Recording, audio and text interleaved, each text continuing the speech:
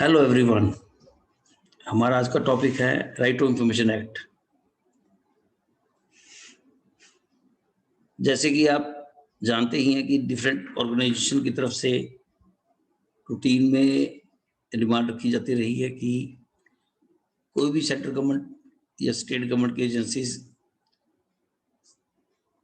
अपने information provide नहीं कर रही उनको, सिटीजन को से। तो वो चाहते थे कि ट्रांसपेरेंसी बने। कोई भी ऑर्गेनाइजेशन जिसमें गवर्नमेंट का स्टेक लगा हो, जैसे right to freedom of speech है, राइट टू लाइफ है, राइट टू पर्सनल लिबर्टी है, राइट टू वोट है, राइट टू एजुकेशन है। इस तरह ही वो चाहते थे कि कोई information, right to information act मिले।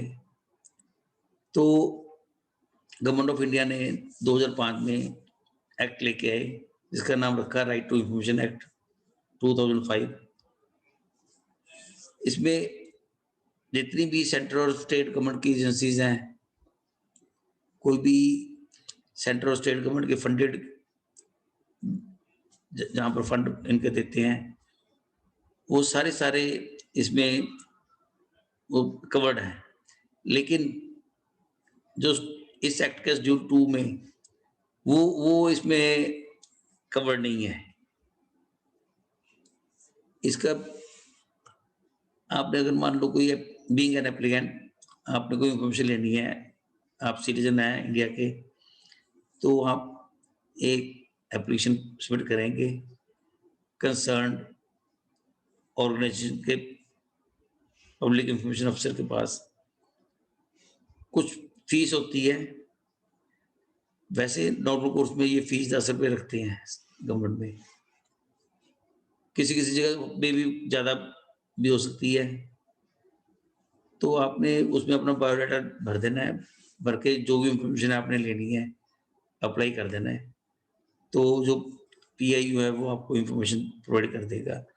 इसमें क्या है, जो बिलो पॉवर्टी लाइन है वो उनके लिए फीस माफ है, उनको फीस देने की जरूरत नहीं है।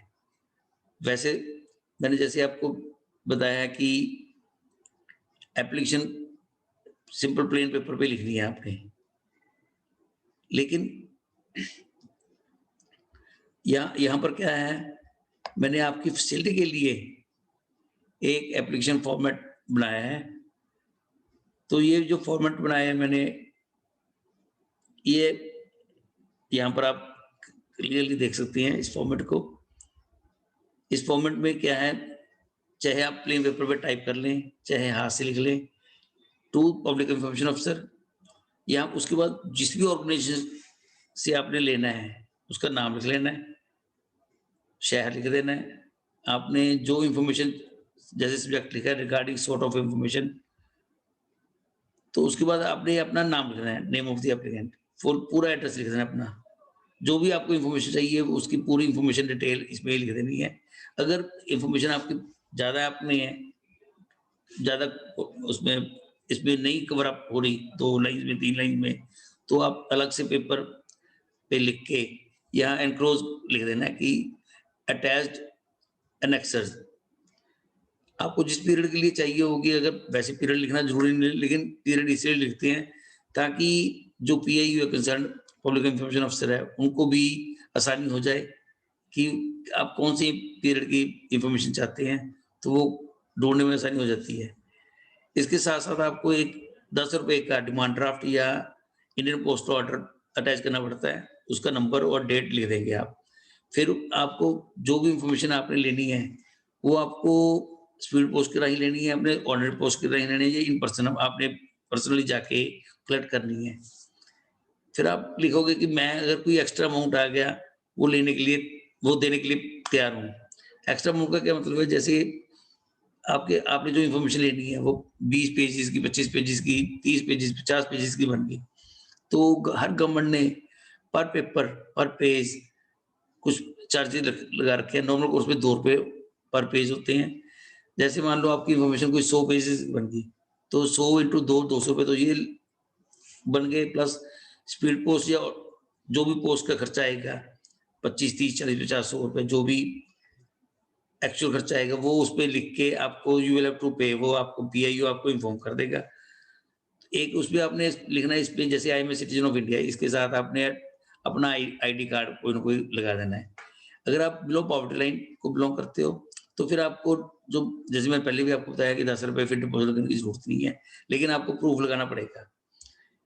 इन सब के बाद नीचे आपने सिग्नेचर कर देनी है, पूरा एड्रेस लिख देना, मोबाइल नंबर इसलिए लिखा है मैंने यहाँ पर, क्योंकि मोबाइल नंबर अदरवाइज़ इसकी कोई ज़रूरत नहीं है, लेकिन इन केस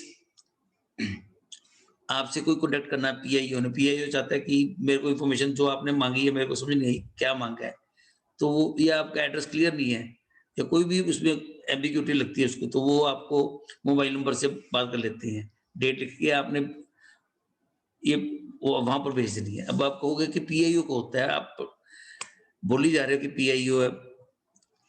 ये पब्लिक इन्फॉर्मेशन ऑफिसर जो होते हैं, हर एक डिपार्टमेंट अपने, मान लो कोई छोटा डिपार्टमेंट है तो वो एक या अगर बड़ा डिपार्टमेंट है तो अलग-अलग एरिया वाइज़ वो पीआईओ बना देते हैं, पब्लिक इन्फॉर्मेशन ऑफिसर बना देते हैं। उनका पर्पज़ यही होता है कि आपकी कोई भी आपने इन्फॉर्मेशन लेनी है, तो आप उनको, और वो अप्लाई करेंगे तो वो उन्होंने अपने पास, अगर उनके पास अपने पास है या ब्रांचेस किसी भी ब्रांच के पास है, वहाँ से कलेक्ट करके आपको दे देंगे। अब अब आप आज आपने कोई एप्लीकेशन कर दी, तो उसके 5 दिन और मान लेते हैं कि ट्रांज़िशन पीरियड होता है। जैसे आपकी एप्लीकेशन है, जाने में, वहाँ पहुँचने में 5 दिन का हम टाइम मान के चलते हैं। 1 तारीख को की है, 1 + 5 6 तारीख से आपकी डेट स्टार्ट हो जाती है। 30 दिन के अंदर-अंदर उसने प्रोवाइड करनी होती है। हाँ, इन केस आप उसने 10 दिन के अंदर-अंदर पहले आपको अगर कोई ज़्यादा पेपर्स हैं, कोई information 1 page, 2 page, 10 page, 15 page की है, वो आपको जितने पैसे भी बनेंगे, वो आपको विदिन 10 डेज़ उसका फ़र्ज़ है आपको बताना। वो आपको बता देगा कि इतने पैसे आपने डिपॉज़िट करने हैं। मान लो आपने, जैसे मैंने बताया था कि 100 पेज हैं, ₹200 प्लस जो भी खर्चा आता है आपका, दूसरा पोस्टेज का, तो आपको इंटीमेट कर देगा। जिस दिन आपको इंटीमेट आ गया, आपने पैसे जमा कर दिए। जिस दिन उसने इंटीमेट की लेटर भेजा प्लस आपने पैसे डिपॉज़िट किए, मान लो 5 दिन का टाइम लग गया, तो वो 5 दिन एक्सक्लूड हो जाते हैं। मेरा मतलब कि वो 5 दिन तो पहले थे, 5 दिन आपके और लग गए इसी प्रोसेस में, 5 दिन, 6 दिन, 7 दिन, 8 दिन, 30 प्लस 30 दिन अदरवाइज़ आप उसने इन्फॉर्मेशन देनी है। तो ये अगर मान लो 5 प्लस 5 10 और 30 40 डेज़ के विदिन आपको वो इन्फॉर्मेशन प्रोवाइड करके देगा। एक इन्फॉर्मेशन ऐसी है जो सेक्शन 8 1 8 1 8 एक्ट के हिसाब से प्रोवाइड नहीं करते, जिसमें एग्जेम्पशन है। कुछ की इन्फॉर्मेशन है, मोटी-मोटी मैं आपको बताऊँगा, वैसे तो यहाँ पर लिखा ही हुआ है, आप जिससे कंट्री की सॉवरेनिटी और इंटीग्रिटी को खतरा हो, जिसमें जो जो कोई भी लॉज़ के कोड ऑफ लॉ की तरफ से आपको उन्होंने कह रखा हो कि नहीं डिस्क्लोज़ करनी, जिससे कंटेम्प्ट ऑफ कोर्ट ना बनती हो। कोई भी जिससे कि पार्लियामेंट या स्टेट लेजिस्लेचर की प्रिविलेज ब्रीच कर रहे हो, ऐसी कोई भी ट्रेड सीक्रेट है, कुछ की इन्फॉर्मेशन है जिसमें लार्जर पब्लिक इंटरेस्ट, जिससे नुकसान होता है। एक मान लो आप कोई केस चल रहा है किसी का, केस चलते-चलते जो केस अभी अधूरे हैं, तो इन्वेस्टिगेशन चल रही है, ताकि कोई बंदा उसमें इन्वेस्टिगेशन में अपना रोल ना प्ले कर दे, उसमें कोई मैनिपुलेशन ना कर ले। उसके उसके लिए उसके लिए फिर ये वो भी एग्जेम्प्टेड है। ये सारे के सारे जो मैंने ये दे रखी है इन्फॉर्मेशन, ए बी ए से लेके जे तक है, ये सारी इन्फॉर्मेशन एग्जेम्प्टेड है। अब आपको मान लो आपने इन्फॉर्मेशन मांगी पीआईओ से, पीआईओ ने जैसे 40 डेज बढ़े थे, 40 डेज में इन्फॉर्मेशन प्रोवाइड नहीं की या अधूरी प्रोवाइड की है, तो फिर आप, हर डिपार्टमेंट के पास एक फर्स्ट अपेलेट अथॉरिटी बनाई होती है, उसके पास उसको अप्लाई करेंगे। अब आप कहोगे फर्स्ट अपीलेंट अथॉरिटी कौन आ गया? फर्स्ट अपीलेंट अथॉरिटी होता है जो पीआईओ से, जिसकी पोस्ट पीआईओ से बड़ी होती है। तो आपने उसके पास अप्लाई करना है। अप्लाई करने के लिए भी मैंने जैसे आपको पहले बताया था कि फॉर्मेट, उसमें भी वैसे कोई फॉर्मेट नहीं है। लेकिन मैंने उसकी आपकी सहूलियत के लिए यहाँ भी फॉर्मेट बना दिया। इस पे आपने to the first appellate authority, जो भी आप उसका एड्रेस है फर्स्ट अपीलेंट अथॉरिटी का, डिपार्टमेंट वाइज़ आपको मालूम पड़ जाएगा कौन सा डिपार्टमेंट का है। उसमें आपने अपील, यहाँ पर सब्जेक्ट चेंज कर देना है, appeal for providing information under act RTI act 2005। उसमें आपने ये लिख देना कि ये मैंने इन्फॉर्मेशन के लिए अप्लाई किया था, लेकिन कंसर्न पीआईओ ने मेरे को इन्फॉर्मेशन नहीं प्रोवाइड की, या मेरे को अगर प्रोवाइड की भी है तो इनकम्प्लीट इन्फॉर्मेशन है। अपना नाम लिख देना है, अपना पूरा एड्रेस लिख देना है, जो सी इन्फॉर्मेशन आपको चाहिए, कौन किस किस पीआईओ से आपने इन्फॉर्मेशन लेनी थी, उसका उसका एड्रेस है, ये नाम है और उसका एड्रेस है। जैसे पीआईओ, तो नाम तो पर्टिकुलर नाम नहीं होता, अपना डेजिग्नेशन ही हमेशा होता है, पब्लिक इन्फॉर्मेशन ऑफिसर। उसका जो एड्रेस है, जो भी डिपार्टमेंट का एड्रेस है, कौन सी आपको इन्फॉर्मेशन चाहिए थी, साथ में आपने ओरिजिनल एप्लीकेशन अटैच कर देनी है, जो पहले आपने जिस इन्फॉर्मेशन एप्लीकेशन के थ्रू आपने पीआईओ से इन्फॉर्मेशन मांगी थी, जिस डेट को एप्लीकेशन डाली थी आपने पीआईओ के पास, वो यहाँ पर लिख देना है। अगर इन बिटवीन आपसे कोई कॉरेस्पॉन्डेंस हुई है, पीआईओ ने कोई कॉरेस्पॉन्डेंस की है, कोई अधूरी इन्फॉर्मेशन देने के लिए या वैसे, तो उसमें आपने ये भी लिख देना है। साथ में आपने अपने सिग्नेचर मार देना, पूरा एड्रेस लिख देना है। यहाँ पर भी मोबाइल नंबर वही मैनुअल है, बल्कि ये कंपल्सरी नहीं है, यहाँ पर ऑप्शनल है। तो आप, आपकी मर्जी है, डेट डाल के आपने उसको फर्स्ट अपीलेंट अथॉरिटी को आपने लिख देना, तो आपको वो इसमें इसमें उनको 30 दिन का टाइम देना। 30 दिन में वो क्या करेंगे, पीआई जैसे आपने फर्स्ट अपीलेंट अथॉरिटी के पास अप्लाई किया, फर्स्ट अपीलेंट अथॉरिटी क्या करेगा, वो आपको और एक पीआई को हियरिंग के लिए कॉल करेगा। वहां पर पीआईओ बताएगा कि मैंने ये इन्फॉर्मेशन अधूरी क्यों दी है, या मैंने मेरा क्या वो है, रीजन है। तो उसके बाद डिसीजन दे देगा। डिसीजन उसने 30 दिन के अंदर देना होता है, फर्स्ट अपीलेंट अथॉरिटी ने। 30 दिन में अगर ना दिया, इसमें इसमें क्या होता है, कुछ एक्सेप्शनल केसेस हैं जिसमें 45 दिन लग जाते हैं। उसको फिर डिटेल बतानी पड़ती है, मैं क्यों मैंने लेट किया मैंने। वो वैसे हमारा परव्यू नहीं है, एप्लीकेंट नहीं उसमें मांग सकता। उसको अपनी जब उनकी इंटरनल रिपोर्ट्स आती हैं, इंटरनल रिपोर्ट में एनुअल रिपोर्ट इनको सबमिट करनी पड़ती है, हर एक पीआईओ को, हर एक फर्स्ट अपीलेंट अथॉरिटी को अपनी इंटरनल एनुअल रिपोर्ट सबमिट करनी पड़ती है कि हमने कितने केसेस थे, इतने केसेस डील किए हैं, इतने केसेस सेट राइट कर दिए। 30 दिन के बाद जो डेज लगे एक्स्ट्रा, उनको उसमें बताना पड़ता है कि क्यों लगे डेज। अब आपको लगा कि मेरे को इन्फॉर्मेशन प्रॉपर नहीं मिली, सेटिस्फाइड नहीं है, तो हर गवर्नमेंट ने अपने स्टेट इन्फॉर्मेशन कमिश्नर एक बनाया होता है। स्टेट इन्फॉर्मेशन कमिश्नर 10 ज़्यादा से ज़्यादा एक स्टेट्स में 10 बनाते हैं। तो वो क्या कर, आपने स्टेट इन्फॉर्मेशन कमिश्नर को अप्लाई कर दिया, उसमें लिख देंगे कि मेरे को ये इन्फॉर्मेशन चाहिए थी। उसके लिए वैसे तो सिंपल, जैसे मैंने पहले पहले बताया था, लेकिन मैंने अपनी सहूलियत के लिए, आप लोगों की सहूलियत के लिए इसमें भी ये बनाया है। इसमें भी एड्रेस लिख देना है अपने स्टेट इन्फॉर्मेशन कमिश्नर, उसका एड्रेस दे देना पूरा। एड्रेस आप नेट से भी मिल सकता है, किसी भी स्टेट का, स्टेट इन्फॉर्मेशन कमिश्नर का, मान लो आपने हरियाणा का, पंजाब का है, आपका हिमाचल का है, राजस्थान का है, तो आप भरेंगे state information commissioner Rajasthan, state information commissioner Punjab, state information commissioner West Bengal. तो आपको उसका नाम और एड्रेस, नाम नहीं बल्कि पर्टिकुलर आपको पीआईओ स्टेट इन्फॉर्मेशन कमिश्नर आ जाएगा, साथ में उसका एड्रेस आ जाएगा।